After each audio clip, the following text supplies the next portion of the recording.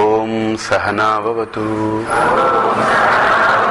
సహనౌ భునక్తు సహ వీర్యం కరవావహై తేజస్వినావధీతమస్తు మా విద్విషావహై. ఓం శాంతి శాంతి శాంతి.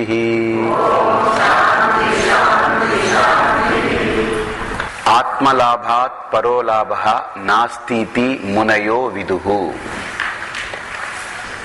అంటే ఒక్కటి బాగా తెలుసుకోగలిగినటువంటి అంశం ఏంటంటే, బయట ప్రపంచాన్ని కానీ లేదు ఈ దేహాన్ని కానీ ఇందులో నేను అనే ఒకడున్నాడు, వాడు వాడుకుంటున్నాడు. ఈ దేహం ఎవరి గురించి? నా గురించి. అంతేగాని దేహం గురించి నేను కాను. గుర్తుపెట్టుకోండి. నేనుంటే ఈ దేహానికి విలువ, నేను లేకపోతే ఈ దేహానికి విలువ లేదు. కాబట్టి ఈ దేహం నా గురించే కానీ నేను దేహం గురించి కాదు. అంటే భౌతికవాదం కొట్టేశారు అక్కడ. శరీరంతో మొదలవుతుంది భౌతికవాదం. కాబట్టి భౌతికవాదాన్ని ఒక్క మాటలో కొట్టేశారు. ఏంటంటే, నేనున్నాను కనుక ఈ దేహానికి విలువ, నేను లేకపోతే ఈ దేహానికి విలువ లేదు. కాబట్టి ఈ దేహం నాకు ఉపయోగపడేదే, పరికరం మాత్రమే, నేను ఈ దేహం కాను. ఎప్పుడైతే ఈ దేహం నేను కాను, ప్రాణం నేను కానని తెలిసిందో, బాగా చూడండి, దేహము ప్రాణము ఇంద్రియాలు ఇవన్నీ కూడా ప్రపంచంలో భాగాలే అని తెలిసిందో, ఈ ప్రపంచం కూడా జడం.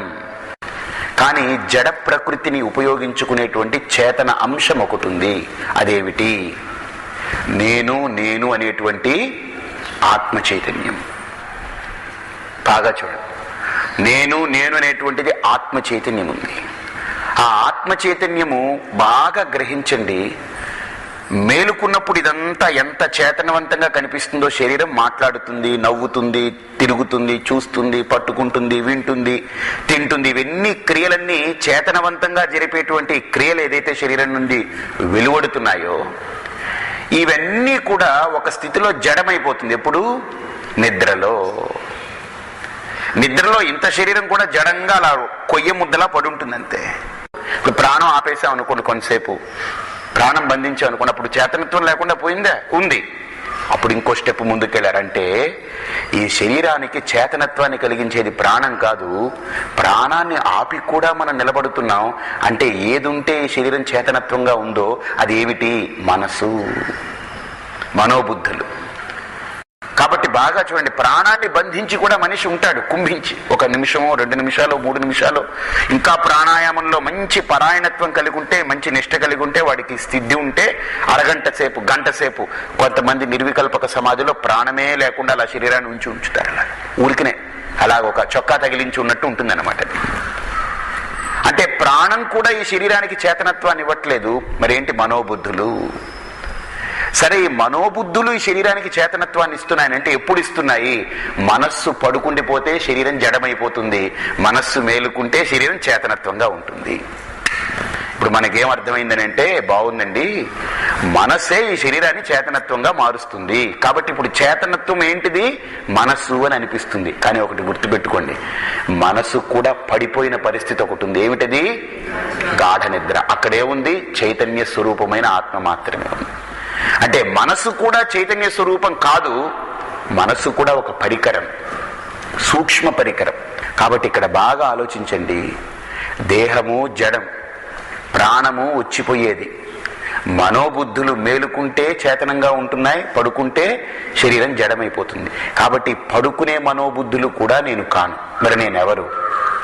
చైతన్యాత్మ. నేనెవరు? ఆత్మ చైతన్యమే నేను. మరి ఎవరండి? నేను ఆత్మ చైతన్యం అయితే నేను నేను అని అంటున్నారు. ఎవరండి అది? అక్కడే మనస్సు మేలుకుంటేనే నేను అంటాడు. మనస్సు పడిపోతే నేనుగాడు లేడు. బాగా చూడండి. కాబట్టి ఇక్కడ బాగా మనం విచారణ చేస్తే, ఆ నేను అనేటువంటిది మనస్సే, మనోవికల్పమే, మనోభావనే. బాగా చూడండి, ఆ నేను అనేది మనోవికల్పము. ఆ నేను కూడా ఉపాధి జన్యమైనటువంటిది, అది సోపాధికం. అది అంతే కదా. ఆ నేను అనేది కూడా సోపాధికం. అంటే నేను అంటున్నామంటే అక్కడ మనస్సు అనే ఉపాధి ఉంది. నేను అనకుండా ఉండగలుగుతున్నానంటే అది నిరుపాధికం, అది ఆత్మ చైతన్యం. బాగా చూడండి. కాబట్టి ఇప్పుడు నిరుపాధికమైనటువంటి ఆత్మ చైతన్యం ఏదైతే ఉందో అదే నిజమైన నేను, అదే నేను. కానీ నేను నేను అని స్పందించే మనస్సు కూడా నేను కాను, అది కేవలం స్పందన మాత్రమే. బాగా చూడండి. ఇక్కడ శాస్త్రకారులు ఋషులు అన్నారు, ఆ ఆత్మ చైతన్యాన్ని ఎవడైతే పొందుతాడో, ఎవడైతే ఆత్మ చైతన్యమై భాషిస్తాడో, అంటే అనాత్మ అయినటువంటి దేహేంద్రియ మనోబుద్ధుల్ని పట్టుకోకుండా వీటికి విలక్షణమైనటువంటి ఆత్మ చైతన్యమై ఎవడైతే ప్రకాశిస్తాడో, ఆత్మలాభాత్ పరో లాభ నాస్తి మునయో విదుహు, దానికంటే ఈ లోకంలో పొందవలసింది ఇంకోటి అన్యమైనది ఏదీ లేదు. కాబట్టి ఆత్మ చైతన్యాన్ని గ్రహించడమే నిజమైన జ్ఞానము. దాన్ని దృష్టిలో పెట్టుకునే శంకరులు ఏం చేశారు, నిన్న మనకు మొట్టమొదటి శ్లోకంలో, ఈ బయట కనిపించే ఈ ప్రకృతి మనోవికల్పము కదండి. ఇదంతా మనోవికల్పం, జీవుడి యొక్క మనస్సు చేత కల్పించబడ్డటువంటిది ప్రకృతి, జీవకల్పన. బాగా చూడండి, ఇదంతా ఏమిటి? జీవ ప్రకృతిది, జీవకల్పన. అది బయట లేదయ్యా, లోపల ప్రతిబింబిస్తుంది, లోపల ఉంది, అది ప్రతీతమవుతుంది. లోపల ఉండేది కూడా ఎలా ఉంది? దేని మీద అధిష్టానమై ఉంది? చైతన్యం మీద. ఆ చైతన్యమే లేకపోతే ఈ మనస్సు అనేది పుట్టదు, నేను అనేవాడు పుట్టడు, వాడి యొక్క కల్పనలు రావు. కల్పనలు లేకపోతే బయట ఈ ప్రకృతి, జీవ ప్రకృతి లేదు. కాబట్టి వీటన్నిటికీ అధిష్టానం ఏమిటి? చైతన్యమే. అయితే ఇది ఎలా గ్రహించాలి? జ్ఞానం కలిగితే ఈ చైతన్య స్థితి మనకు అవగతమవుతుంది. అమనస్క స్థితి అంటారు దాన్ని. అమనస్క స్థితి అని అంటే మనస్సు లేనటువంటి స్థితి. అంటే మనస్సు లేనటువంటి స్థితి అంటే మనస్సు లేకుండా అయిపోవడం అని కాదు అక్కడ అర్థం. మనస్సు ఉన్నప్పటికీ కూడా ఆ మనస్సు కంటే కూడా విలక్షణమైన ఆత్మ చైతన్యం నేను అని గ్రహించి అందులో నిలబడి ఉండగలగడమే అమనస్క స్థితి. అంతేగాని మనస్సుని చంపేయాలి, ఏం చంపుతాం? ఇప్పుడు అన్నాను మనస్సుని చంపేయాలి అని అన్నాను. మనస్సుని చంపేయాలి అనేది కూడా మనస్సే, గుర్తుపెట్టుకోండి. అది కూడా ఒక ఆలోచనే. ఇప్పుడు మనస్సుని చంపేయాలి అని ఒక ఆలోచన. దేన్ని ఇప్పుడు చంపాలి? మనస్సుని. చంపాలి అనుకున్నది మనస్సుని, అర్థమైందా? చంపబడేది ఏమిటి? మనస్సు. రెండు ఒకటైనప్పుడు దేన్ని ఏది చంపుతుంది? చంపలేదు. కాబట్టి ఇక్కడ అమనస్క స్థితి అంటే చాలా మంది యొక్క భావన ఏంటంటే మనస్సుని లేకుండా చేసేయాలి. అదే యోగులు చాలా తాపత్రయపడి ఆ మనస్సును అలాగా దాన్ని అణగించే ప్రయత్నం చేస్తారు, అణగదొక్కే ప్రయత్నం. అది కొంతసేపు అణగపడి ఉంటుంది, అణగదొక్కబడి ఉంటుంది, మళ్ళీ మేలుకుంటుంది. కాబట్టి యోగం కంటే కూడా ఇక్కడ మనకు జ్ఞానం శ్రేష్టము. యోగంలో మనస్సుని తాత్కాలికంగా ఉపశమనం చేస్తున్నాం, అణగదొక్కుతున్నామే, కానీ శాశ్వతమైన పరిష్కారం కాదు. అర్థమైందా? జ్ఞానం ఒక్కటే శాశ్వతమైన పరిష్కారాన్ని ఇస్తుంది. ఏ జ్ఞానం అది? ఆత్మజ్ఞానము. యోగంలో ఆత్మజ్ఞానంతో పని లేదు వాడికి, మనస్సుని అనగదొక్కడమే వాడి సాధన. కాబట్టి అది క్రియ. అందుకని దాని పేరేంటి? క్రియాయోగము అని పెట్టారు దానికి. క్రియ ఉంటే అక్కడ ఇంకా కర్త ఉన్నాడని అర్థం, అంతేనండి. క్రియాయోగము అని అంటే అక్కడ మనస్సుని పూర్తిగా లయం చేసేయడమే వాళ్ళ యొక్క స్థితి అనమాట. అంటే ఏమిటి? నిద్రలో ఎలా పడున్నారో అక్కడ కూడా అలా పడుంటారు, అమనస్క స్థితిలో. మళ్ళీ నిద్ర నుండి లేస్తున్నారా లేదా? అలాగనే ఆ అమనస్క స్థితి, ఆ యోగం నుండి మళ్ళీ లేస్తాడు వాడు. లేస్తే మళ్ళీ ద్వైతం, సంసారం, ప్రపంచం, మాయ అన్నీ ఉంటాయి వాడికి. కాబట్టి ఇక్కడ శంకర్లు ఏమంటారంటే ఈ తాత్కాలికమైన ఉపశమనం కోసం మనం పాకులాడకుండా శాశ్వతమైన పరిష్కారాన్ని వెతకాలి అని అంటే జ్ఞానం ఒక్కటే శాశ్వతమైన పరిష్కారాన్ని ఇస్తుంది. అందుకని కృష్ణుడు కూడా భగవద్గీతలో నహి జ్ఞానేన సదృశం పవిత్రమిహ విద్యతే. పవిత్రము అని అంటే అర్థం ఏంటంటే, పవిత్రం అంటే ప్యూర్ అనుకోకండి. జ్ఞానం కంటే పరమోత్కృష్టమైన సాధనం ఇంకొకటి లేదు. దేనికి? శాశ్వత పరిష్కారానికి. ఈ జీవత్వ భావాన్ని నిరసించడానికి జ్ఞానం కంటే వేరే మార్గం లేదు. యోగం తాత్కాలికంగా జీవత్వ భావాన్ని అణగదొక్కుతుంది, కానీ శాశ్వతమైన పరిష్కారాన్ని ఇవ్వదు. జ్ఞానం ఒక్కటే శాశ్వతమైన పరిష్కారాన్ని ఇస్తుంది. మరి ఈ జ్ఞానం ఏమిటి? ఆత్మజ్ఞానం. ఆత్మజ్ఞానమే. మరి ఆత్మజ్ఞానం అంటున్నారండి, చాలా బాగుంది. ఇక్కడ ఒక ప్రశ్న వస్తుందన్నమాట. ఏమిటా ప్రశ్న అనంటే, ఇదంతా జీవకల్పన అంటున్నారు, జీవుడు కల్పించింది అంటున్నారు, బాగుంది. మరి ఈ పాంచభౌతికమైన దేహం లేకపోతే ఈ ప్రకృతి ఏదైతే పంచభూతాలు ఇవన్నీ ఉన్నాయో, మూల పదార్థాలు, ఇవన్నీ ఎవరు కల్పించారండి? ఎలా పుట్టాయి? ఇది అది ఎలా ఆవిర్భావమైంది? పంచభూతాలు కానీ ఈ పాంచభౌతిక దేహం కానీ ఇవన్నీ ఎలా పుట్టాయి? ఇవన్నీ ఉన్నాయి కదా అంటే ఇక్కడ శంకర్లు అంటారు, మనకు 2వ శ్లోకం చెప్తారన్నమాట ఆయన. ఆ 2వ శ్లోకంలో అసలు ఇవన్నీ ఎలా పుట్టాయి అనేదాన్ని చాలా అద్భుతమైన శైలిలో ఆయన వ్యాఖ్యానిస్తారు. దానికన్నా ముందు మనం అసలు ఈ సృష్టి ఎలా పుట్టింది? సృష్టి అంటే మన దృష్టిలో ఏంటంటే, ఇదిగో ఈ బిల్డింగులు, ఈ మేడలు, కంప్యూటరు, కెమెరా, ఇవి కాదు, ఇవన్నీ జీవకల్పనలు. ఇవి సృష్టి అని అంటే పంచభూతాలు, బస్ జీవుడు, అంతే. అదే సృష్టి అంటే. జీవుడు ఉత్పత్తి చేసుకునేది సృష్టిలో భాగాలంటే అవన్నీ ఊరినే కల్పనలు. అవి ఇవి పక్కన పెట్టండి, పదార్థాలని పక్కన పెట్టండి.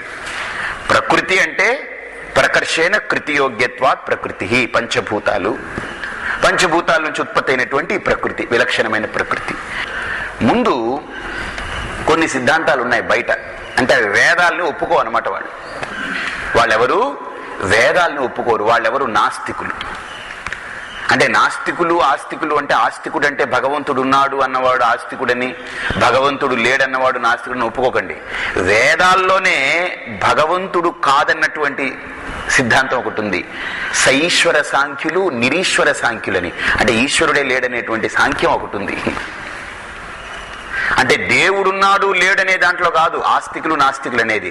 వేదాన్ని ప్రమాణంగా అంగీకరించిన వాళ్ళు ఆస్తికులు, వేదం మాకు ప్రమాణం కాదు అన్నవాళ్ళు ఎవరైనా నాస్తికులే. ఈ కనిపించే పంచభూతాలు, ఈ పాంచభౌతిక దేహం నేను తయారు చేసుకోలేదు. ఇదిగో ఈ కెమెరా అంటారా, ఈ జీవ ప్రకృతి అంటారా, ఇది జీవుడు తయారు చేసుకుంది. కానీ పంచభూతాలు, పాంచభౌతికమైన దేహం, జీవత్వము ఎలా వచ్చింది? ఇది దేనివల్ల వచ్చింది? ఇది అదేమో ఎవరికి ఏం తెలియదు. కానీ ఏం తెలియకపోయినా మాట్లాడారు కొంతమంది, అదే పిచ్చి అన్నమాట. ఏం తెలుసుకోకుండా మాట్లాడారు, వాళ్ళెవరు? నాస్తికులు. ఎలా వచ్చిందో వాళ్ళకేం తెలియదు, కానీ చెప్పేశారు, నోటుకొచ్చింది చెప్పేశారు అనమాట. సో అలా చెప్పినటువంటి వాళ్ళల్లో ఒకరు ఏంటంటే యాదృచ్ఛికవాదం. ఏమంటారు? యాదృచ్ఛికవాదం. అంటే యాదృచ్ఛికంగా జరిగిపోయింది ఇది. పంచభూతాలు ఎలా వచ్చాయిరా, ఈ దేహం ఎలా పుట్టిందిరా, జీవుడు ఎలా పుట్టాడు, ఈ రకరకాల జీవరాశులు ఎలా పుట్టాయి. ఇప్పుడు చేపని మనం తయారు చేయలేదు, వండి తినమంటే తింటాం, కానీ చేపను తయారు చేయమనండి వీడు తయారు చేయలేడు. ఏ ఒక్కటైనా జీవరాశిని మనం తయారు చేయగలిగామా? సాలి పురుగును కానీ చీమను తయారు చేయండి, చేయలేదు. చీమ దేహాన్ని తయారు చేయలేదు, అందులో ఉండే జీవేమిటో మనకు అర్థం కాదు. ఈగ ఉంది, ఈగ దేహం మనం తయారు చేయలేం, అందులో జీవిని మనం అసలు కనిపెట్టలేం. ఈ శరీరాన్ని మనం తయారు చేయగలమా? మీరు సొంతంగా చేత్తోటి ఇలా తయారు చేయండి, చేయలేం. ఇందులో జీవత్వాన్ని మనం నింపలేం, ప్రాణాన్ని మనం తయారు చేయలేదు, భూమిని మనం తయారు చేయలేదు. కాకపోతే ఇదిగో ఈ పరికరాలు, పదార్థాలని మనం తయారు చేసుకున్నాం, మనం కల్పించుకున్నాం. ఇవి పక్కన పెట్టండి, ఇది మనం కొట్టిపాడేసాం, ఇది పదార్థవాదం పక్కన పెట్టండి. కానీ ఈ సృష్టి ఏదైతే ఉందో, ప్రకృతి, పంచభూతాలు కానీ జీవత్వం కానీ ఇవన్నీ ఎలా పుట్టాయి అని అడిగితే ఒకటినాడు యాదృచ్ఛికంగా అలా పుట్టాయండి, అంటే అలా వచ్చేసాయి అంతే. ఇది ఏంటండి ఇది? ఇప్పుడు ఎవరైనా ఈ కెమెరా ఎలా పుట్టిందని అన్నాం అనుకోండి, ఏమో అలా వచ్చేసిందంతే. ఏమంటాడండి అన్ని? పిచ్చగారు అంటాడు. ఇదిగో ఈ యాదృచ్ఛికవాదం చెప్పేవాళ్ళు కూడా అంతే. వీళ్ళని యాక్సిడెంటలిస్ట్స్ అంటారనమాట. అలా యాక్సిడెంటల్గా అలా జరిగిపోయింది అంతే. యాదృచ్ఛికంగా అలా వచ్చేసింది పంచభూతాలు. జీవుడు కూడా అలా వచ్చేసాడు. వీడు పని పట్టలేక వీడు ఎందుకు ఉచ్చి పడ్డాడు ఇక్కడ? అసలు ఈ పంచభూతాలు ఎందుకు ఉరిగి పడ్డాయి, మన నెత్తి మీద ఎందుకు పడ్డాయి? కాబట్టి యాదృచ్ఛికవాదులు యాక్సిడెంటలిస్ట్ అనమాట. వీళ్ళు అబ్బెబ్బెబ్బెబ్బే చిచ్చి వాడు చెప్పేది తప్పు అని వాళ్ళలోనే ఒకడు బయలుదేరి కొద్దిగా బుర్రబెట్టి ఆలోచించి, అబ్బెబ్బే ఇది యాదృచ్ఛికంగా రాలేదు, స్వాభావికంగా వచ్చాయి, దీన్ని స్వభావవాదం అంటారు. స్వాభావికవాదం అంటే న్యాచురలిస్ట్ అనమాట వీళ్ళు. అంటే ప్రకృతి అండి, అంతే, దాని స్వభావం అది. ప్రకృతి స్వభావం. నీళ్ళు ఎలా వచ్చాయనంటే నీళ్ళు అలానే వచ్చాయి, ప్రకృతి. దీన్ని స్వాభావికవాదులు అంటారు. ఈ స్వాభావికవాదులను అడగండి, ఒరే నువ్వు ఇందాక వాడిని ఖండించావు, లేదు లేదు యాదృచ్ఛికంగా జరగదు, ఇది స్వభావతః జరుగుతుందని అన్నావు, అసలు స్వభావమైన ఈ ప్రకృతి జడం కదా, జడ ప్రకృతిది. జడంలో ఎలా కదలికలు వస్తాయి? అలానే వచ్చేస్తాయి. పిచ్చివాడ, జడం ఎప్పుడు పరిణామం పొందదు. ఈ వాయువు, నీరు, అగ్ని, భూమి, ఈ జీవత్వము, ఈ కదలికలు ఇవన్నీ కూడా ఉన్నాయంటే స్వభావం ఎక్కడిది? దేని స్వభావం ఇది? స్వభావత ప్రకృతి. న్యాచురలిస్ట్స్ అంటారు వాళ్ళు కూడా పోయారు. ఇంకొకడు ఉన్నాడు, వీడికి పెద్దన్నయ్య. వాడెవడంటే శూన్యవాది. వాడేంటంటే అబ్బెబ్బే ఇవంతా కూడా శూన్యం నుండి వచ్చాయి అని, శూన్యం నుండి వచ్చిందని అన్నాడు. అందుకనే సర్వం శూన్యం శూన్యం అంటారు. ఎంత తేడా ఉందో చూడండి. వాడు శూన్యం అంటాడు, మన వేదం పూర్ణం అంటుంది. పూర్ణమదః పూర్ణమిదం పూర్ణాత్ పూర్ణముదచ్యతే. వాడు శూన్యం అంటాడు, మన వాళ్ళు పూర్ణం అంటారు. ఎంత తేడా ఉందో, భిన్నమైన తేడా. ఒరే, ఇంత అద్భుతంగా కనిపించే ఈ ప్రకృతి, పంచభూతాలు, ఈ జీవరాశులు, ఈ పదార్థం, ఇదంతా ఉందే శూన్యం నుంచి వచ్చిందనంటే ఎలా వస్తుందిరా శూన్యం నుంచి? అసతః కథం సజ్జాయేత. శూన్యం నుండి ఏదైనా వస్తే ఒకవేళ శూన్యమే రావాలి, కానీ ఉన్న ఉనికి ఏదైనా బయటకు వస్తుందా? చెప్పండి. ఇప్పుడు నా చేతిలో ఏమీ లేదు, ఇలా అన్నాను అనుకోండి, ఏదైనా ఒకటి తయారవుతుందా? తయారవ్వదు. ఎవరు శూన్యం నుంచి ఏమీ తీసుకురాలేరు, గుర్తుపెట్టుకోండి. ఎవరు లేనిదాన్ని పుట్టించలేరు. అంటే ఆల్రెడీ వస్తువు ఉండాలి, ఉన్నది మన కంటికి కనబడట్లేదు, దాన్ని మన కంటి ముందుకి తీసుకొచ్చారు, అంతే జరిగింది అక్కడ. కాబట్టి అసతః కథం సజ్జాయేత. శూన్యం నుండి ఈ ప్రకృతి ఎలా వస్తుందిరా? ఇది ప్రకృతి పూర్ణమైన ప్రకృతిది. ఇవన్నీ శూన్యాలా? ఉన్నాయి కదా. మరి శూన్యం నుంచి వచ్చిందని ఎలా అంటావు నువ్వు? కాబట్టి శూన్యం కాదు, ఇది ఎక్కడి నుంచో వచ్చింది. ఎక్కడి నుంచి? ఇంకా వాళ్ళకి మాటలే. ఎందుకని? కారణం వెతకకుండా ఊరికి ఎలా మాట్లాడుకుంటూ పోయారు. కాబట్టి వాళ్ళంతా కూడా వేద బాహ్యులు. ఎవరు? యాదృచ్ఛికవాదం, స్వాభావికవాదం, అలాగనే శూన్యవాదం. వీళ్ళ ముగ్గురు కూడా వేద బాహ్య మతాలు, నాస్తిక మతాలే. సరే, ఇప్పుడు వేదాన్ని ప్రమాణంగా అంగీకరించినటువంటి ఋషులు 6 ఉన్నారట. ఈ 6 ఋషులు కూడా వేద ప్రమాణాన్ని అంగీకరించి అసలు సృష్టి ఎలా జరిగిందో వాళ్ళు తపస్సు చేసి దర్శనం చేయడం మొదలెట్టారు. వాళ్ళు దర్శించారు కనుక వాటికి పేరు దర్శనాలు అని పేరు వచ్చింది. దర్శనాత్ దర్శనాని, దర్శనములు. ఏమిటా దర్శనాలు అని అంటే, న్యాయము మొట్టమొదటిది, వైశేషికము రెండవది, సాంఖ్యము మూడవది, యోగము నాలుగవది, పూర్వమీమాంస ఐదవది, ఉత్తరమీమాంస ఆరోది. బాగా చూడండి, ఈ 6 దర్శనాలు అన్నమాట. గౌతముడు న్యాయం, కణాదుడు వైశేషికం, కపిలుడు సాంఖ్యం, పాతంజలి యోగం, అలాగనే జైమిని పూర్వమీమాంస, వేదవ్యాసుడు ఉత్తరమీమాంస. ఈ రకంగా 6 దర్శనాలు ఉన్నాయి మనకు. దర్శనములు అనంటే దర్శించారు కనుక వాటికి పేరు దర్శనములు అని పేరు వచ్చింది. అర్థమైందా? బాగా గ్రహించండి.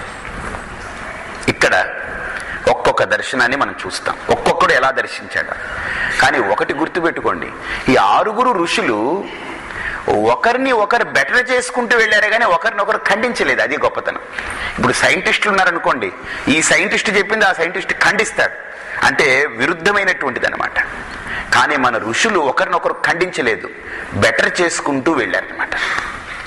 అంటే న్యాయ దర్శనానికి ఋషి గౌతముడు. అతను ఏం దర్శించాడు? అసలు ఈ సృష్టి ఎలా ప్రారంభమైంది? ఈ లోకంలో ఏది తయారవ్వాలన్నా పంచభూతాలే వాటికి కారణం. దేనికైనా సరే మూల ప్రకృతి ఏమిటి? దానికి కారణం ఏంటి? పంచభూతాలు. పంచభూతాత్మకమైంది ఈ ప్రకృతి. పంచభూతాల్ని వేరు చేస్తే ప్రకృతి అయిపోయింది అంతే, దేనికి దానికి అలా సపరేట్గా పడి ఉంటుంది. కాబట్టి గౌతమ ఋషి ఏం చేశాడంటే, ఈ నైయాయిక దర్శనానికి గౌతమ ఋషి కదా కారకుడు. వాడు దర్శించాడు అసలు ఈ ప్రకృతి అంతా పంచభూతాల నుంచి వచ్చాయి కదా, ఈ పంచభూతాలు ఎలా వచ్చాయి బాగా ఆలోచించాడనమాట. ఏంటనంటే నీళ్లు, భూమి ఎక్కడి నుంచి వచ్చిందంటే నీళ్లలో నుంచి వచ్చింది. నీళ్లు ఎక్కడి నుంచి వచ్చాయి? అగ్నిలో నుంచి వచ్చింది. అగ్ని ఎక్కడి నుంచి వచ్చింది? వాయువులో నుంచి వచ్చింది. వాయువు ఎక్కడి నుంచి వచ్చింది? ఆకాశంలో నుంచి వచ్చింది. బాగా చూడండి, ఇప్పుడు గ్యాస్ సిలిండర్ ఉంది కదా, సిలిండర్లో ఖాళీగా ఉందంటే గ్యాస్ లేదని అర్థం. ఇప్పుడు ఖాళీగా ఉంది కనుక అక్కడ ఏం నింపాం మనం? గ్యాస్. ఆకాశాద్వాయు.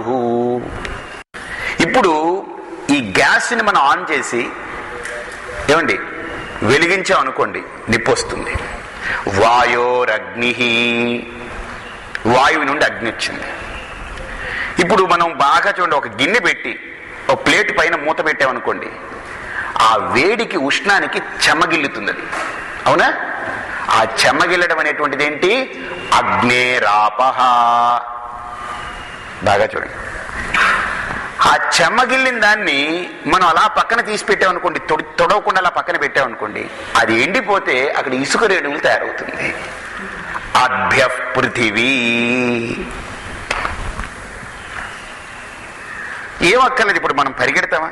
బాగా రన్నింగ్ రేస్ చేయండి, చెమట కక్కుతారు కదా, చెమట వచ్చిన తర్వాత దాన్ని తొడవకుండా అలా ఉంచండి, ఒళ్ళంతా ఒకలా ఉంటుంది. అప్పుడు ఇలా అనండి, ఇలా అంటే పిరిపిరిగా మట్టి వస్తుంది.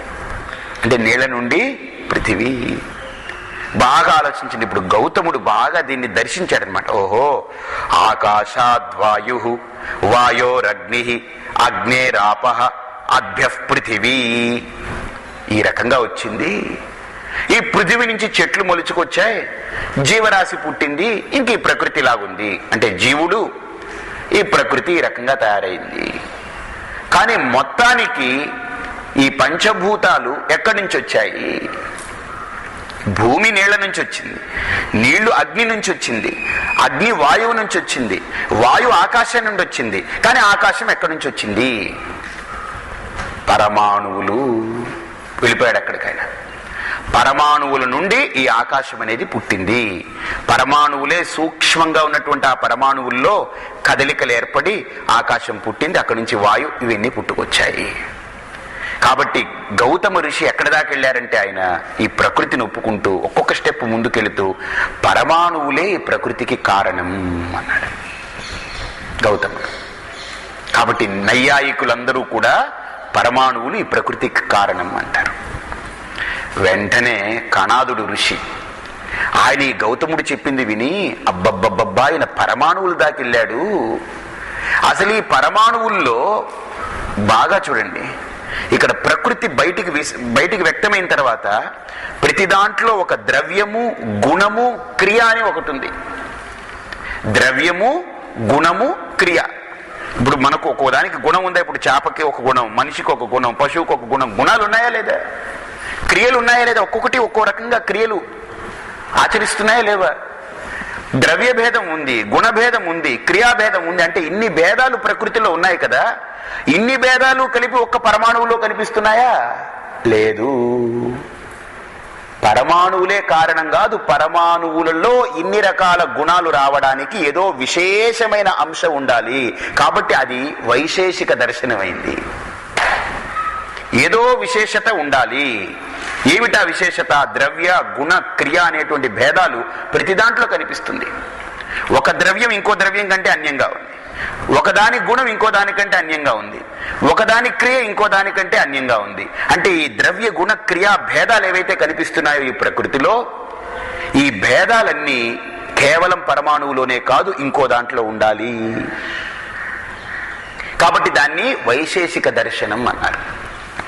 ఆయన ఎంతవరకు వెళ్ళారంటే ఈ విశేషంగా ఈ మూడు భేదాలు ఉన్నాయి కాబట్టి పరమాణువుల్లోనే ఇవి కనిపించడానికి వీల్లేదు, ఇదేదో ఆపరేట్ చేస్తుంది, ఏదో ఒకటి ఉంది అని గ్రహించాడు. అంతవరకు కణాదుడు వెళ్ళాడు. కణాదుడు అంతదాకా వెళితే ఇప్పుడు కణాదుణ్ణి బెటర్ చేస్తాడు పాతంజలి. ఆయన ఏమంటాడంటే యోగ దర్శనంలో, అబ్బాయి ఇదంతా ప్రకృతి, ఈ ప్రకృతి కంటే ఆ మూడున్నాయి చూసారా, ద్రవ్యము, గుణ, క్రియ అనేటువంటివి, ఇవన్నీ కూడా పురుషుడి యొక్క అధీనంలో ఉన్నాయి. కాబట్టి ఆ పురుషుడు ప్రధానం పురుషుడు అన్నమాట. ఆ పురుషుడి వల్ల ఇదంతా జరుగుతుంది. కానీ ఇంకా బెటర్ చేసుకుంటూ వచ్చాడనమాట పూర్వమీమాంసా శాస్త్రం. వాళ్ళు ఏమంటారంటే పూర్వమీమాంసా శాస్త్రం వాళ్ళు, అబ్బెబ్బే ఈ సృష్టికి కర్త ఒకడున్నాడు, వాడు లేకపోతే ఈ సృష్టి ఎక్కడ జరుగుతుంది? ఆ కర్త ఎవరు అని అంటే పరమాత్మ, పరమేశ్వరుడు. ఎందుకనంటే ఈ సృష్టి ఉపాదాన కారణం, ఆ కర్త నిమిత్త కారణం. కాబట్టి ప్రకృతి ఉపాదాన కారణం, మెటీరియల్ కాస్, ఇదంతా మెటీరియల్. కానీ ఈ మెటీరియల్ని బాగా తయారు చేసింది ఎవరు? కర్త. ఇప్పుడు కుండ ఉందనుకోండి, మట్టి ఉపాదాన కారణం, కుమ్మరి ఎవరు? నిమిత్త కారణం. కుమ్మరి లేకపోతే మట్టి తనంత తను కుండగా తయారవ్వగలదా? అవ్వలేదు. ఒట్టి కుమ్మరున్నాడు అనుకోండి, కేవలం మట్టి లేకుండా కుండ తయారవ్వగలదా? అవ్వలేదు. కాబట్టి ఒక కుండ తయారైంది అంటే దానికి ఉపాదాన కారణం, నిమిత్త కారణం రెండూ ప్రధానమైన అంశాలు. కాబట్టి కనిపించే ప్రకృతి ఉపాదానం, దీన్ని తయారు చేసినటువంటి వాడు నిమిత్త కారణం పరమాత్మ. కాబట్టి మనం వాడి దగ్గరికి వెళ్తే సుఖంగా ఉండగలం, ఈ పదార్థాల దగ్గరికి వెళ్తే సుఖం ఉండదు. కాబట్టి వాడిని ఏం చేయాలని అంటే కర్మ చేసి యజ్ఞయాగాది క్రతువులతోటి వాడి దగ్గరికి వెళ్ళాలి. అందుకనే పూర్వమీమాంసా శాస్త్రులకి, వాళ్ళకి ఏంటంటే శాస్త్రానికి దైవం వేరు కాదండి, యజ్ఞమే దైవం. యజ్ఞో వై విష్ణు, వాళ్ళకి యజ్ఞమే. అందుకనే మీరు చూడండి వాళ్ళని కర్మఠలు అని అంటారు అనమాట. అంటే వాళ్ళు కర్మ చేస్తూనే ఉంటారు అనమాట. యజ్ఞయాగాది క్రతువులు, నిత్య నైమిత్తిక కర్మలు చేస్తూనే ఉంటారు వాళ్ళు కర్మ. ఎందుకని ఈ కర్మ వల్ల వాళ్ళు పరమాత్మ దగ్గరికి వెళ్తారు, మోక్షానికి వెళ్తారని వాళ్ళ యొక్క భావన. కాబట్టి వాళ్ళు ఆ రకంగా దర్శించారు. ఇక ఆఖరికి వీళ్ళందరినీ కొట్టుకుంటూ వచ్చాడు. ఎవరంటే సాంఖ్యుడు, కపిలుడు. ఆ కపిలుడు సాంఖ్య శాస్త్రాన్ని దర్శించాడు. సాంఖ్యము అని అంటే సమ్యక్ ఖ్యాయతేతి సాంఖ్య, జ్ఞానం అనమాట. అంటే వీడు వచ్చేటప్పటికి జ్ఞానం మొదలైంది ఇక్కడ సాంఖ్యుడి దగ్గరికి. ఇక్కడ సాంఖ్య శాస్త్రం ఏముంటుందనంటే బాగా చూడండి. దీనికి మానసోల్లాస వార్తికంలో సురేశ్వరులు అంటారనమాట.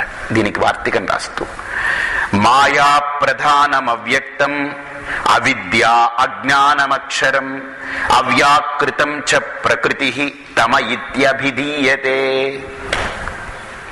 ఈ ప్రకృతి అంటే ఎలా పుట్టింది అనంటే సాంఖ్య శాస్త్రాన్ని దర్శించినటువంటి కపిలుడు అంటాడు, ఈ ప్రకృతి పుట్టడానికి ప్రధానమైనటువంటి కారణం మాయా.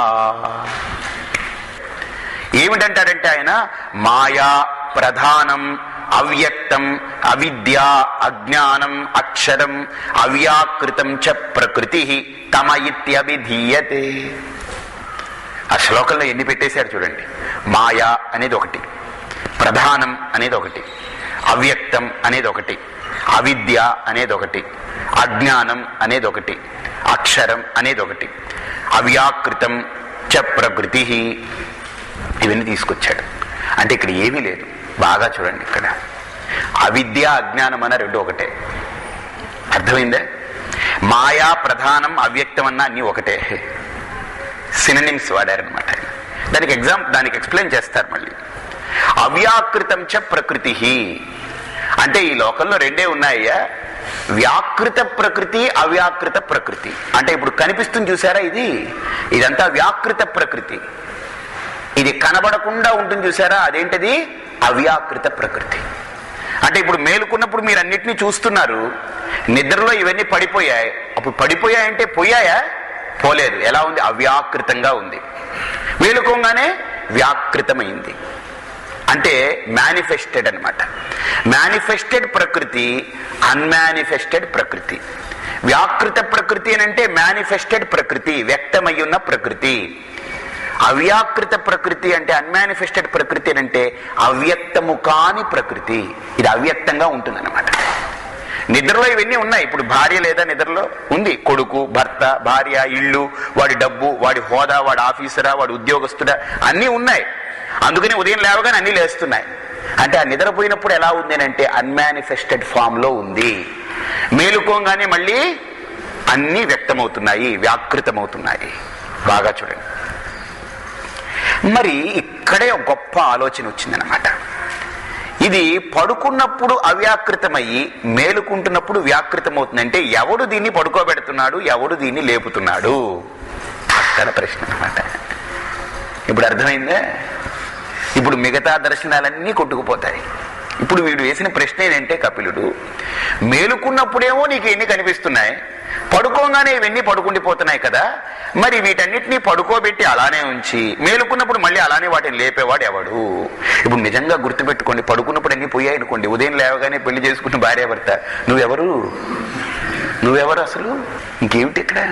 ఈ పిల్లలు వచ్చారనుకోండి, ఉదయం లేచింగానే వీళ్ళెవరు అని వాళ్ళు చూసి వీళ్ళెవరని వీళ్ళు చూస్తే అసలు ఈ ప్రకృతి అంతా గందరగోళం అయిపోతుంది అసలు. అవునా? ఆ గందరగోళం లేకుండా హాయిగా జరుగుతుందని అంటే బాగా చూడండి, నిద్రలో ఇవేవి పోవట్లేదు, నిద్రలో ఇవన్నీ పడుకుంటున్నాయి. మనస్సు పడుకున్నప్పుడు ఇవన్నీ పడుకుంటున్నాయి. అంటే ఏమైపోతున్నాయి అంటే, పడుకోవడం అంటే మనం పడుకోవడం అని పదం వాడుతాం, ఎందుకంటే ఎప్పుడు పడుకోవడం ఇష్టం కనుక. పడుకోవడం అనకూడదండి, అవ్యాకృతం అంటే అన్మానిఫెస్టెడ్ ఫామ్. అంటే వాటికి ఇంకా గుణాలు క్రియలు ఏమి ఉండవు, అక్కడ ద్రవ్య రూపంలో ఉంటాయి అంతే, అలా పడుంటుంది, ఒక స్మృతి రూపంలో ఉంటాయి. మళ్ళీ లేవగానే లోపల వాడు లేవగానే భార్య భర్త ఇల్లు పిల్లలు సంసారం వాడు ఆలోచనలు భావాలు ద్వేషం రాగం అన్నీ లేచిపోతుంది. వీడికి శత్రువులు మిత్రులు అందరూ లేచిపోతారు. అందుకని రాత్రి పడుకున్నప్పుడు చూడండి, కేకలు వేసుకుని గొడవలు పెట్టుకుని పడుకుంటాం, మళ్ళీ నిద్రలో హాయిగా పడుకుంటాం. ఉదయం లేవగానే మళ్ళీ అది గొడవలు మళ్ళీ ఎత్తుతాం, మళ్ళీ ఏమనుకున్నాను నిన్న ఏమంటే అలా అంటాం. మరి పడుకున్నప్పుడు ఇవేం లేదు, అవ్యాకృతం. మళ్ళీ ఉదయం లేవగానే వ్యాకృతం. బాగా చూడండి, నేను రాత్రి ఏదో ఘర్షణ పడి బాధపడి పడుకుంటాం అనుకోండి, నిద్రలో ఆ ఘర్షణ లేదు, బాధ లేదు, అనుభూతి లేదు, ఏం లేదు, అన్ని పడిపోయి ఉంటాయి, అవ్యాకృతం. మళ్ళీ లేవగానే నిన్న ఎలా అన్నాడు కదా, మళ్ళీ వచ్చేస్తుంది, వ్యాకృతం. అంటే వాటిని పడుకోబెట్టేదెవరు, వాటిని లేపేదెవరు? అంటే ఇన్ఫాక్ట్ శాస్త్రీయమైన భాషలో చెప్పాలంటే వాటిని అవ్యాకృతం చేసేదెవరు, వాటిని మళ్ళీ వ్యాకృతం చేసేదెవరు? ఎవరు? ప్రశ్న. మాయాయాం బ్రహ్మ చైతన్య ప్రతిబింబానుషంగతః మహత్కాలః పుమాంసః స్యుః మహత్తత్వాదహంకృతిః. ఏమీ లేదయ్యా, జడమైంది ఇలా అవ్యాకృతం చేయడం వ్యాకృతం చేయడం జడానికి చేతనవుతుందే? జడం చేయగలదా పని? జడ వస్తువు ఈ పని చేయగలదా? ఒకదాన్ని పడుకోబెట్టడం ఒకదాన్ని లేపడం అనుకోండి. ఇప్పుడు సపోజ్ మీ అబ్బాయిని మీరు పడుకోబెట్టి మీ అబ్బాయిని లేపుతున్నారంటే మీరు మేలుకుని ఉండాలా, లేకపోతే మీరు పడుకుని ఉండాలా? ఈ పని చేయాలంటే మీరు మేలుకుని ఉండాలి. అంటే మీరు మేలుకుని ఉండడం అంటే మీరు చైతన్య స్ఫూర్తితో ఉంటే వాడిని పడుకోబెట్టచ్చు, వాడిని లేపచ్చు. మీరే చైతన్యం కోల్పోయి జడంగా పడున్నారనుకోండి, వాడిని పడుకోబెట్టడం కానీ లేపడం కానీ చేయగలరా? చేయలేరు. కాబట్టి ఒక జడం దీని ఇలా చేయలేదు. ఏదో ఒక చైతన్య స్వరూపమే, చేతన తత్వమే అవ్యాకృతంగాను వ్యాకృతంగాను చేయగలిగే శక్తి చేతనత్వానికే ఉంటుంది. కాబట్టి ఆ చైతన్య తత్వం ఏమిటి అంటే సాంఖ్య మతంలో కపిలుడు అంటాడు చాలా అద్భుతంగా, ఏంటనంటే బ్రహ్మ చైతన్యం. అది ఏమిటది? బ్రహ్మ చైతన్యం. బాగా చూడు, ఇది మీకు అర్థం అవ్వాలి. ఇది అర్థమైతే రెండో శ్లోకం చాలా ఎక్సలెంట్గా ఉంటుంది. ఏ చైతన్యం అయితే అవ్యాకృతం చేస్తూ దాన్ని మళ్ళీ వ్యాకృతం చేస్తూ ఉందో ఆ చైతన్యానికి ఏం పేరు పెట్టారు అక్కడ? బ్రహ్మ చైతన్యం. సరే, ఈ బ్రహ్మ చైతన్యం ఎందుకండి చేయాలి? హాయిగా ఉండొచ్చు కదా. దీన్ని వ్యాకృతం అవ్యాకృతం ఎందుకు? ఇప్పుడు మిమ్మల్ని ఒక ప్రశ్న వేశాను, మీరు పడుకోవడం లేవడం ఇవన్నీ ఎందుకు? హాయిగా ఉండొచ్చు కదా. చెప్పండి, హాయిగా ఉండొచ్చు కదా. చెప్పండి, ఎందుకు? మీరు పడుకున్నప్పుడు ఇవన్నీ పడిపోతున్నాయి, మళ్ళీ లేచినప్పుడు ఇవన్నీ లేస్తున్నాయి. ఈ పడిపోవడాలు లేవడాలు ఎందుకు? మీరు హాయిగా ఉండొచ్చు కదా. అదే ఉండలేకపోతున్నాం స్వామి. అది ఎందుకు? అసలు ఎందుకు లేస్తున్నాం? నిద్రపోతున్నాం, అసలు ఎందుకు లేస్తున్నాం మనం? అసలు లేవబట్టే కదా ఇదంతా. కొన్ని హాయి పడుకోండి, పడుకుని ఉండలేకపోతున్నాం కదా, లేచిపోతున్నాం కదా. పోనీ లేచేలా ఉండగలుగుతున్నాం అంటే అది లేదు, మళ్ళీ పడుకుంటూ పోతున్నాం. ఎందువల్ల ఈ పడుకోవడం లేవడం అంటే అవ్యాకృతము వ్యాకృతం అనేది జరుగుతూ ఉంది? దీనికి కారణం ఏంటి అంటే ఇక్కడ కపిలుడు అంటాడు, మాయాయాం బ్రహ్మ చైతన్య ప్రతిబింబం అనుషంగతః. ఏంటనంటే ఏమీ లేదు, శుద్ధమైనటువంటి ఆ బ్రహ్మ చైతన్యంలో మాయా అనేటువంటిది కలవడం వల్ల మాయా అనేటువంటిది అక్కడ పొడచూపడం వల్ల ఆ బ్రహ్మ చైతన్యంలో అక్కడ ఏమవుతుందంటే అక్కడ ఒక ఉపాధి తయారవుతుంది.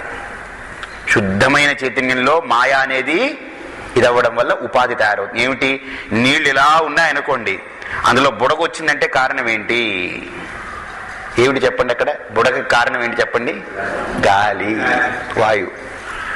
నీటికి నీళ్లు బిందువులు ఉన్నాయి కదా, నీటి బిందువులు, వాటిలో గాలి దూరుతుంది. ఆ బిందువుల్లో గాలి దూరినప్పుడు ఏ ఏ బిందువుల మధ్య గాలి ఆవరింపబడిందో ఆ బిందువులన్నీ కలిపి ఒక రూపం పొందుతుంది. అదే బుడగ, అంతకంటే ఆ బుడగ నిజానికి ఏమిటి చెప్పండి? నీరే. అలాగనే బ్రహ్మ చైతన్యంలో మాయా అనేటువంటి దాని యొక్క తత్వం వల్ల ఒక బుడగ పుట్టింది, అదే ప్రకృతి. ఇన్ఫాక్ట్ ఆ ప్రకృతి ఏమిటి? ఇప్పుడు చైతన్యమే ప్రకృతి, జడం కాదు. బాగా చూడండి. ఇప్పుడు ఒక అనుమానం వస్తుంది మనకు, ఏమండి ఇక్కడ నీళ్లు వేరు గాలి వేరండి, కాబట్టి తగిలింది లేచింది, మరి ఇక్కడ బ్రహ్మ మాయా రెండు వేరా? కాదు. మాయా అని అందుకే వాడారు, రెండు కాదు కనుక. మాయా అంటే యామా సామాయా, ఏదైతే లేదో అది ఉన్నట్టుగా కనిపించే శక్తి కలిగిందే మాయా. ఏంటండి మాయా అంటే? మరి ఏంటండి? ఏంటి లేనిది ఉన్నట్టుగా కనిపించడం ఏమిటండి? ఏమీ లేదు. రజ్జు సర్పవత్. అక్కడెక్కడో ఒక పావును చూశాం. ఓ వీడు భయపడిపోయి గనగన వణికిపోతున్నాడు. వీడు వణికిపోతున్న వీడిని ఒక్కసారి ఆపే, ఏంట్రా ఎందుకురా వణికిపోతున్నా అంటే పాము పాము పాము అని కేకలేసాడు. ఒకసారి లైట్ వేసాను దాని మీద, అది తాడది. ఇప్పుడు వాడికి కూడా నవ్వు వచ్చింది. నిజంగా చెప్పండి, ఏదో పాము అనుకుని భ్రమపడ్డాడు, భయపడ్డాడు. ఇప్పుడు అది ఏం కనిపిస్తుంది? తాడు. అంటే ఏమిటైందనంటే చీకటిలో ఉన్న పదార్థం మనకు కనపడకపోవడం ఒక రజ్జు దర్శనం అవుతుంది, సర్పభ్రాంతి పోతుంది. మరి సర్పము భ్రాంతి అని ఎప్పుడు తెలిసింది వాడికి? రజ్జువు తెలిసినప్పుడు. రజ్జువు తెలియనంత వరకు సర్పమే సత్యం అనుకున్నాడు, భయపడ్డాడు. అర్థమైందా?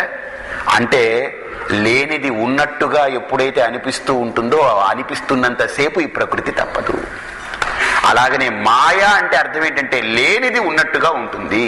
ఆ బ్రహ్మ చైతన్యంలో ఈ మాయా అనేటువంటి దాని యొక్క ఉపాధి వల్ల ఈ ప్రకృతి ఏర్పడింది. ఏమేం వచ్చిందండి ఇప్పుడు ఆ బ్రహ్మ చైతన్యంలో మాయా ఉపాధి వల్ల ఏం కలిగింది అని అంటే మహత్తత్వం ఏర్పడిందట ఒకటి. తర్వాత కాలం, రెండోది ఏమిటి? కాలం. మూడోది పురుష. మూడొచ్చాయట. ఈ మాయా ఉపాధి వల్ల బ్రహ్మ చైతన్యంలో ఏం ఏర్పడింది? మూడు ఏర్పడింది. మహత్తత్వం, కాలం, పురుష. పురుష అంటే జీవుడు, జీవత్వం. బాగా చూడండి. ఇప్పుడు నేను అని స్పందిస్తుంటాను చూసారంటే ఆ జీవత్వం అన్నమాట, ఆ చేతన అంశం, ఆ జీవత్వం. ఇప్పుడు బ్రహ్మ చైతన్యంలో మాయా అనే ఉపాధి వల్ల మూడు ఏర్పడ్డాయి: మహత్తత్వం, కాలము, జీవుడు. పురుషుడు అంటే జీవుడు. పురుషుడు అంటే పురం ఉషతి వసతి అంటే పురం, ఒక దేహాన్ని అంటిపెట్టుకుని ఉంటాడు జీవుడు ఎప్పుడు. అర్థమైందా? జీవుడు ఎవరు? దేహాన్ని అంటిపెట్టుకున్నాడు. ఆ దేహానికి నవద్వారాలు ఉంటాయి, పురం ఉంటుందన్నమాట. పురం అది. కాబట్టి పురం అంటే దేహం అని అర్థం. దేహాన్ని అంటిపెట్టుకున్నవాడు దేహదారి జీవుడు. కాబట్టి ఇక్కడ పురుషుడు అంటే ఎవరర్థం? జీవుడు. కాబట్టి ఇప్పుడు బ్రహ్మ చైతన్యంలో ఏమీ లేదు, కానీ మాయా ఉపాధి వల్ల ఇవన్నీ బయటకు వచ్చాయి. మహత్తత్వం, కాలం, జీవ. ఇప్పుడు బాగా చూడండి, ఈ మహత్తత్వం అనేటువంటిది ఏమిటి చేసింది? ఈ మహత్తత్వం నుండే అహంకృతి. మహత్తత్వం నుంచి ఒకటి పుట్టిందట. ఏమిటి? అహంకృతి. అహంకారం పుట్టిందట. అహంకారం అంటే మనం అనుకుంటా నేనని అహంకారం, అది కాదండి. అక్కడ సమిష్టి అహంకారం అన్నమాట. అర్థమైందా? ఇప్పుడు ఒక చిన్న మాట చెప్తాను చూడండి. మీరు మేలుకోవాలంటే ఏం మేలుకోవాలి చెప్పండి? మీరు లేవడం అంటే ఏం లేస్తుంది అక్కడ? నేను అనే అహంకారం లేస్తుంది అక్కడ, అంతే. అది లేస్తేనే అన్నీ లేస్తున్నట్టు. అంటే ఈ శరీరంలో అన్నీ లేవాలి అంటే నేను అనే అహంకారం లేవాలి. అలాగని ఈ ప్రకృతిలో అన్నీ బయటికి వ్యక్తం అవ్వాలంటే సమిష్టి అహంకారం లేవాలి. అదే పురుషాహంకారం అంటారు. అంటే అది ఈశ్వర అహంకారం అన్నమాట. అది సమిష్టి అహంకారం. టోటల్ ఈగో అంటారు దాన్ని. దీన్ని ఇండివిజువల్ ఈగో అంటారు శరీరంలో ఉండేదాన్ని, దాన్ని టోటల్ ఈగో అంటారు అనమాట. గుర్తుపెట్టుకోండి. అంటే అది ఈశ్వర అహంకారం. అది ఇదేమిటి? జీవాహంకారం. ఇది వ్యక్తి అహంకారం. ఇది బాగా గుర్తుపెట్టుకోండి. ఇందులో కళ్ళు తెరవాలంటే అహంకారం లేస్తే కళ్ళు తెరుస్తాం. ఎక్కడ ప్రకృతి బయటికి వ్యక్తం అవ్వాలంటే ఏం లేవాలి? అహంకారం, ఈశ్వర అహంకారం లేవాలి. అంటే ఈశ్వరుడికి కూడా అహంకారం ఉందండి. ఎస్, అహంకారాన్ని మనం తప్పుగా అర్థం చేసుకున్నాం. అహంకారం అని అంటే అహం అహం అహం ఇది అభిమాని అహంకార. అంటే అహంకారం అంటే మన తెలుగులో ఏంటంటే నేను చేశానండి, ఇది నేను దానం చేశాను, ఇది నేను మాట్లాడాను అని దాన్ని అహంభావం, అహత్వ ప్రకటనం. అది తప్పు. కానీ అహంకారం అనేది శుద్ధమైంది. అది జీవభూతాన్యహంకార. కృష్ణుడు చెప్తాడన్నమాట భగవద్గీతలో. జీవుడిలో ఉండే అహంకారము, ఈశ్వరుడిలో ఉండే అహంకారము రెండూ నేనే అంటాడు కృష్ణుడు. అర్థమైందే? కాబట్టి ఇక్కడ ఈ శరీరం, ఈ పిండం, ఈ ప్రకృతిలో ఇవన్నీ వ్యాకృతం అవ్వాలంటే నేను అనే అహంకారం లేవాలి. సమిష్టి అయినటువంటి ఈ ప్రకృతిలో పంచభూతాలు వ్యక్తం అవ్వాలంటే ఏం రావాలి? ఈశ్వర అహంకారం రావాలి. బాగా చూడండి, మహత్తత్వంలో నుంచి వచ్చిందే అహంకారం. కాబట్టి ఇప్పుడు మాయలో, మాయా అనే ఉపాధి వల్ల మూడు పుట్టాయి: మహత్తత్వము, కాలము, జీవుడు. ఈ మహత్తత్వం నుంచి ఏం పుట్టింది? మళ్ళీ అహంకారం. గుర్తుపెట్టుకోండి. ఈ అహంకారం ఏం చేసిందనంటే, ఇప్పుడు బాగా చూడండి, సత్వ, రజస్సు, తమస్సు అనే మూడు గుణాలు ఉన్నాయి మాయకి. అవునా? మాయా అనే దాన్ని ముందు మనం ఏమనుకున్నామనంటే ప్రధానం అన్నాం కదా, మూల ప్రకృతి అన్నాం కదా. మాయా అనేటువంటిది మూల ప్రకృతి.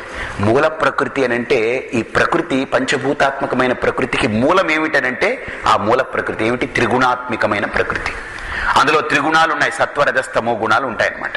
అది కేవలం సత్వరజస్తమో గుణాలుగా ఉంటే దాన్ని మూల ప్రకృతి అని అంటారు. అది మళ్ళీ వ్యాప్తి చెంది అది వ్యాకృతమైతే ఇదిగో ఈ ప్రకృతి కింద తయారవుతుంది, పాంచభౌతికమైన ప్రకృతి అవుతుంది. కాబట్టి మాయా అనేటువంటి మూల ప్రకృతిలో మూడు తత్వాలు ఉన్నాయి, సత్వ రజస్తమో గుణాలు అనేటువంటి త్రితత్వాలు. ఇప్పుడు ఏం చేసిందనంటే ఈ మహత్తత్వం నుంచి పుట్టిన అహంకారం ఏం చేసిందనంటే ముందు తమో గుణంతో కలిసింది, తమో గుణాన్ని తెచ్చుకుంది. ఈ అహంకారం తమో గుణాన్ని తెచ్చుకున్నప్పుడు ఏమొచ్చిందనంటే తామసాత్స్యురహంకారాత్ ఖనిలాగ్న్యంబు భూమయః. కపిలుడు అంటున్నాడు అనమాట. ఏమంటున్నాడు? తామసాత్స్యురహంకారాత్. తమో గుణము అహంకారం చేత కలిసినప్పుడు ఏం పుట్టిందనంటే ఖ అంటే ఆకాశము, నిలా అంటే అనిలుడు, అంటే ఎవరు? వాయు, అగ్ని, అంబు అంటే అంబు అని అంటే నీళ్లు, భూమయ భూమి మొదలగునవి పంచభూతాలు పుట్టాయి. అహంకారంతో తమో గుణం కలిస్తే పంచభూతాలు పుట్టాయి. మళ్ళీ ఊరుకుందా? అహంకారంతో సత్వగుణం కలిసింది. ఇప్పుడు సత్వగుణం కలిస్తే సాత్వికాత్ స్యాదహంకారాత్ అంతఃకరణధీంద్రియం మనోబుద్ధిరహంకారశ్చిత్తం కరణమంతరం. ఇప్పుడు ఆ అహంకారంతో సత్వగుణం కలిసినప్పుడు ఏం పుట్టిందయ్యా అనంటే మనసు, బుద్ధి, చిత్తం, అహంకారం అనేటువంటి సూక్ష్మ ఇంద్రియాలు పుట్టాయి. బాగా చూడండి. ఇంకోటి, ఈ అహంకారం ఇంకా ఊరుకుందా? రజోగుణం మిగిలింది, దాన్ని కూడా పట్టుకుని పెళ్లి చేసుకుంది. దశరథుడికి 3 భార్యలు అన్నాం కదా. ఎవరు? కౌసల్య, సుమిత్ర, కైక అని. కౌసల్య, సుమిత్ర, కైక పక్కన పెట్టండి. ఇక్కడేమో వీడు అహంకారి, వీడికి 3 భార్యలు. ఎవరు? సత్వరజస్తమో గుణాలతో పెళ్లి జరిగింది. పెళ్లి జరిగినప్పుడు ఏం పుట్టింది? తమస్సుకి ఏం పుట్టాయి? అహంకారం తమస్సు కలిసినప్పుడు పంచభూతాలు పుట్టాయి. సత్వగుణం కలిసినప్పుడు అహంకారంతో ఏం పుట్టింది?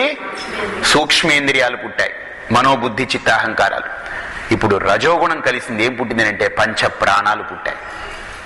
ప్రాణ, అపాన, వ్యాన, ఉదానము అనేటువంటి సమానమనేటువంటి పంచ ప్రాణాలు పుట్టింది రజోగుణంతో. ఏమీ లేదు, ఇది అష్టమూర్తములు. ఇది అంతే, సింపుల్ గా చెప్పుకోవాలంటే పంచభూతాలు.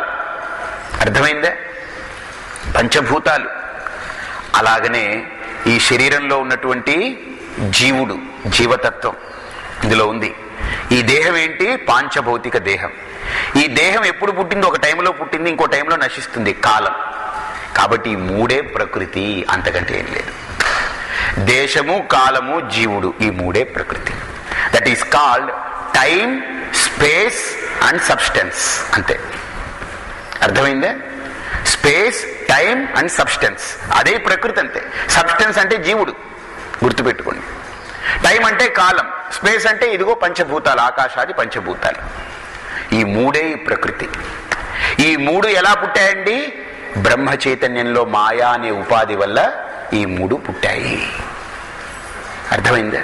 కాబట్టి ఈ మూడు ఇలా పుట్టడం వల్ల సాంఖ్య మతంలో కపిలుడు అంటాడు, ఇవి మొత్తం 24 తత్వాలుగా 24 తత్వాని. ఏమిటి? 24 తత్వాలట. ఎన్నైంది ఇప్పుడు? పంచభూతాలు, పంచ జ్ఞానేంద్రియాలు, పంచ కర్మేంద్రియాలు, పంచ ప్రాణాలు. ఎన్నైంది? 20. ఇక 4 ఏంటంటే మనోబుద్ధి చిత్త అహంకారం. ఈ 4 మొత్తం ఎంత? 24 తత్వాలు ఈ ప్రకృతి. మరి జీవుడండి? జీవుడు ప్రకృతి కాడు. జీవుడు ఎవరండి? భగవద్గీతలో కృష్ణుడు అన్నాడు, మమైవాంశో జీవలోకే జీవభూత సనాతన. అద్భుతంగా చెప్పాడు కృష్ణుడు. అర్జున, జీవుడున్నాడే వాడు ఈ ప్రకృతికి సంబంధం లేదు, వాడు నా యొక్క గుణం, నా ప్రతిబింబం వాడు. బస్. మరి ఈ పదార్థాలు ఇవన్నీ కూడా మాయ నుంచి పుట్టింది. పంచభూతాలు, పంచ ప్రాణాలు, పంచ జ్ఞానేంద్రియాలు, పంచ కర్మేంద్రియాలు, మనస్సు, బుద్ధి, చిత్త, అహంకారాలు, 24 తత్వాలు కూడా ప్రకృతిది, మాయది. అందుకనే కృష్ణుడు కూడా చాలా సున్నితంగా మనకు ఒక మాట చెప్పాడు. ఏంటి తెలుసా? మమ మాయా దురత్యయా. ఈ 24 తత్వాలు నా మాయయ్యా, అది చాలా దుర్మార్గురాలు, దాని జోలికి వెళ్ళకు. కాబట్టి ఇక్కడ బాగా గ్రహించండి. ఇప్పుడు ఈ ప్రకృతి ఎలా పుట్టింది? మాయా ఉపాధితో ఆ బ్రహ్మ చైతన్యం నుంచి 24 తత్వాలు వచ్చాయి.